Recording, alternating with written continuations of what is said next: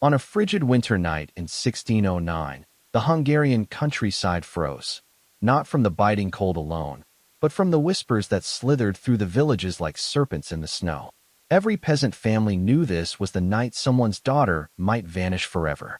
Imagine being 14 years old, huddled in your threadbare cloak by the hearth, believing the world outside your humble cottage is silent and safe, when suddenly you hear the creak of carriage wheels echoing down the muddy path.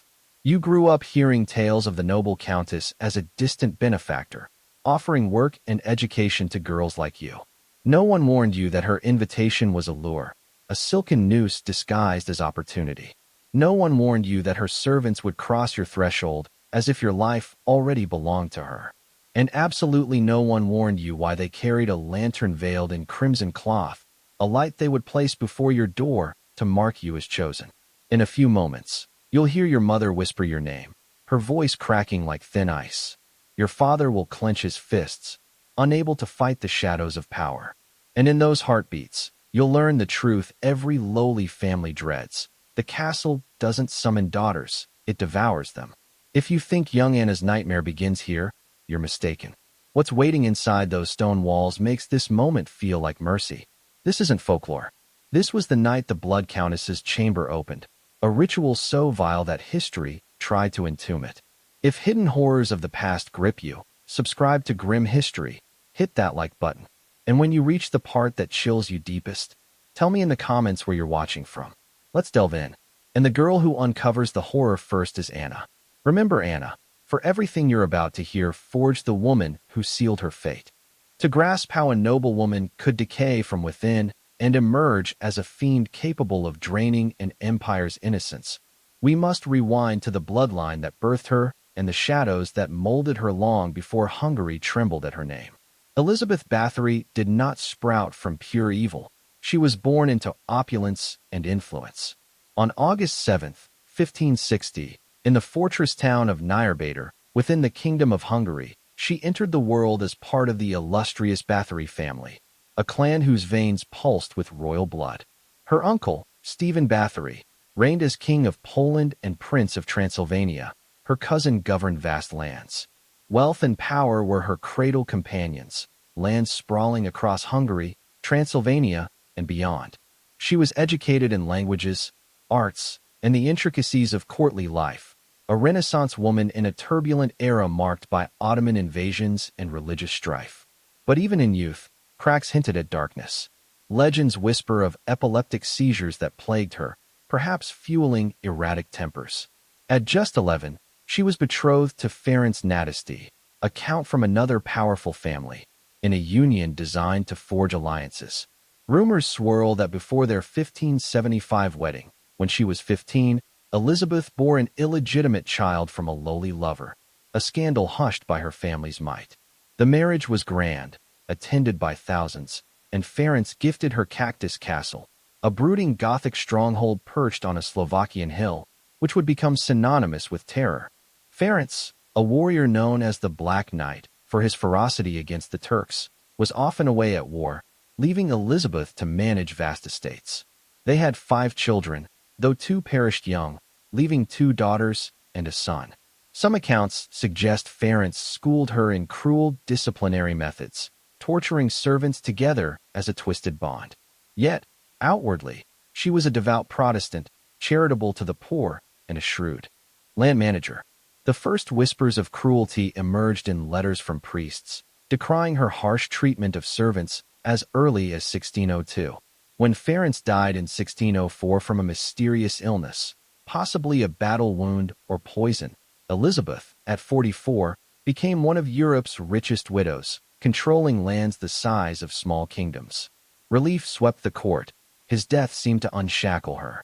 But the woman who would one day ensnare Anna had not yet fully unveiled her shadows. Her darkness was stirring, fed by isolation, power, and perhaps a fracturing mind. Salvation for the peasantry was a facade. For beneath the countess's elegant gowns lurked something corrosive, a hunger that would soon demand tribute in blood. The cheers of her subjects, the deference of nobles, these did not temper her. Instead, her grip on reality loosened, birthing the legend of the Blood Countess. Generosity warped into obsession, authority soured into sadism. And in the depths of her castles, an insidious plan took root. Young women were not wards or servants. They were prey. This transformation didn't crash like a storm, but seeped like venom through the veins of her domain, reaching those who thought themselves beneath notice. And somewhere in a distant village, Anna's family heard the fateful summons, a knock that echoed like doom. The shift began subtly after Ference's death, as if his absence removed the last restraint on Elizabeth's impulses. Widowed and wealthy, she retreated to her castles, Cactus chief among them, a fortress of stone and secrets where the wind howled like tormented souls. Rumors had simmered for years, servants vanishing, bruises hidden under sleeves, cries echoing from cellars. But with Ference gone, the accusations swelled. A Lutheran minister, Istvan Magyari, penned complaints to the court about the couple's brutality, though they fell on deaf ears until noble blood was spilled. Elizabeth, now unchallenged, allegedly assembled a cadre of accomplices, her loyal nurse Ilona Jo, the hulking manservant Yano Shajari, known as Fico, the witch-like Dorothea Sentes, and the enigmatic Anna Darvulia, rumored to be her lover and tutor in black arts. The challenge to her reign came not from armies, but from the vulnerability of the lower classes. In an era where nobles wielded godlike power over peasants, Elizabeth exploited this unchecked authority. She began luring girls, aged 10 to 20, from surrounding villages with promises of employment as maids or ladies-in-waiting. These were daughters of the destitute, eager for a better life in the grand castle. Anna, our imagined victim, might have been one such girl, plucked from her family's hovel, wide-eyed at the prospect of silks and education, only to find the gates clanging shut behind her like a tomb. At first, the atrocities were disguised as discipline. A dropped tray earned a whipping with nettles that blistered the skin. A slow curtsy invited needles driven under fingernails, drawing screams that echoed through the halls. Elizabeth's methods escalated. Victims were stripped naked and doused in freezing water outdoors, left to turn to ice statues in the snow. Others were coated in honey and abandoned for insects to devour alive, their agonized writhing a symphony to her ears. She bit chunks from their shoulders, breasts, and faces, savoring the metallic tang of blood, acts hinting at a sadistic eroticism. Burns from hot iron seared genitals, scissors snipped lips, and noses in fits of rage. The challenge intensified as her targets evolved. Initially peasants, whose disappearances raised little alarm, but soon minor noble daughters were invited for etiquette training, a fatal honor. This crossed a line. Harming nobles threatened her impunity. Whispers reached the Hungarian court. King Matthias II, indebted to Elizabeth for loans, hesitated, but pressure mounted. Her nephew, Prince Gabor Bathory of Transylvania, whom she supported against Habsburg influence, added political layers. Her arrest could shift power balances. Inside the castle, the true challenge was survival for the girls. Anna would have arrived believing in benevolence, only to be stripped of identity. Names erased, replaced with numbers or derisive monikers whispered by the countess. Jewels adorned them not as gifts, but as weights, heavy chains symbolizing ownership. Transparent gowns exposed their forms, reminding them their bodies were forfeit. The waiting was torment, never knowing when the summons came, footsteps in corridors triggering panic. Sleep evaded, breaths labored under constant dread. Elizabeth's cruelty alternated with feigned kindness, brutal beatings one day, tearful apologies with jewels the next, creating a dependency that bound victims tighter than irons. She pitted girls against each other, ranking favorites, fostering betrayal for scraps of mercy. Solidarity crumbled. Each saw others as rivals in a deadly game.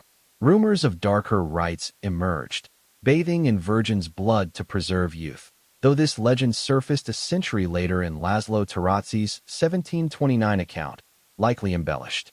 Yet, witnesses spoke of buckets of blood, bites drawing crimson, perhaps fueling the myth. The victim count varied wildly. 80 confirmed by investigators, up to 650 in alleged diaries never found. Bodies were buried in secret graves, dumped in rivers, or fed to wolves. The external challenge brewed as complaints piled. By 1610, Georgi Thurzo, Palatine of Hungary and her relative by marriage, was tasked with investigating. Motives murky: erase royal debts, seize her lands for family, or genuine horror at the atrocities. Elizabeth, sensing the noose, allegedly accelerated her killings, her paranoia mirroring her victims.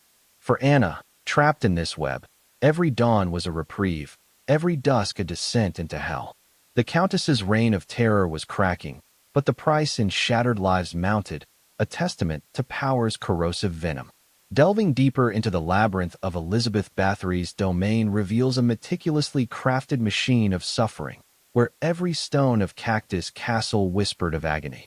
This exploration uncovers the layers of her alleged empire of pain, from the psychological snares to the physical abominations, all woven into a tapestry of unchecked nobility. The castle itself was a fortress of dread. Towering walls encircled dungeons equipped with iron maidens, spikes, and chains, tools she purportedly used with glee. Accomplices like Darvulia, versed in herbs and spells, allegedly drugged victims to prolong torment or induce hallucinations, blurring reality's edges. Exploration begins with recruitment. Emissaries scoured villages, promising poor girls like Anna a life of refinement. Once inside, the illusion shattered. Girls were isolated, forbidden contact with the outside, their letters intercepted. Psychological erosion was key. Constant surveillance by spies among servants ensured no whisper of rebellion. Victims endured games, where Elizabeth forced them to strip and dance in freezing courtyards, laughing as hypothermia set in. Starvation diets left them skeletal, minds fracturing under hunger's grip. She mocked their pleas, alternating cruelty with moments of maternal affection, feeding one girl delicacies after torturing another, forging Stockholm-like bonds. Physical tortures diversified. Beyond nettles and needles, she used hot pokers to brand flesh, scissors to excise tongues for impertinence, and forced victims to eat their own scorched skin. Biting was intimate, teeth sinking into soft tissue, drawing blood she smeared on her face, perhaps birthing the bathing legend. Witnesses described rooms reeking of copper and decay, walls splattered with evidence of frenzy. As crimes escalated, so did disposal methods. Bodies interred in unmarked pits, thrown to animals, or incinerated in castle hearths. Some girls were drained of blood for rituals, though historians debate this as folklore. Exploration of motives probes deeper. Was it sadism rooted in childhood traumas, epilepsy-induced madness, or political sadism to assert dominance in a male-led world? Debates rage. Over 300 witnesses testified, but many were hearsay. Only 13 direct. Torture-extracted confessions from accomplices painted her as monster, but bias looms. Thurzo's agenda to cancel debts and claim lands. Yet, early complaints suggest truth in cruelty towards servants, legal only because they were lowborn until nobles were targeted. For victims like Anna, exploration meant descending into despair. Suicides mounted, slitting wrists with stolen shards, hanging from bed silks, leaping from towers. Dissociation set in, minds fled bodies to endure. Families, if aware, were powerless, threatened with ruin. Elizabeth's web extended. She hosted banquets where girls were displayed, humiliated before guests, fathers forced to watch silently, echoing complicity. This shared guilt leashed the elite. The pinnacle of horror erupted on December 29, 1610, when Georgi Thurzo stormed Cactus Castle with armed men, catching Elizabeth mid-act, torturing a girl, blood fresh on her hands. Chaos ensued. Screams pierced the night as guards rounded up accomplices. Elizabeth, defiant in nobility, was confined, her servants tortured into confessions detailing 36 to 51 burials. The trial was a sham. Accomplices executed gruesomely, fingers severed, burned alive. While Elizabeth, spared public spectacle, was walled in her rooms, slits for air and food. For 4 years, she lingered in isolation, dying August 21, 1614, perhaps from stroke or despair. Aftermath: survivors returned broken, shunned, lands seized. Legends ballooned, but debates persist. Was she guilty or framed? Elizabeth Bathory's tale isn't mere tragedy. It's a cautionary echo across centuries. Hungary forged wonders, castles, conquests, but faltered in shielding the vulnerable from apex predators. Her story warns of power's peril. When absolute, it breeds monsters. Historians quibble over details, Suetonius-like embellishments, political smears, but sources converge on abuse's machinery, enabled by silence.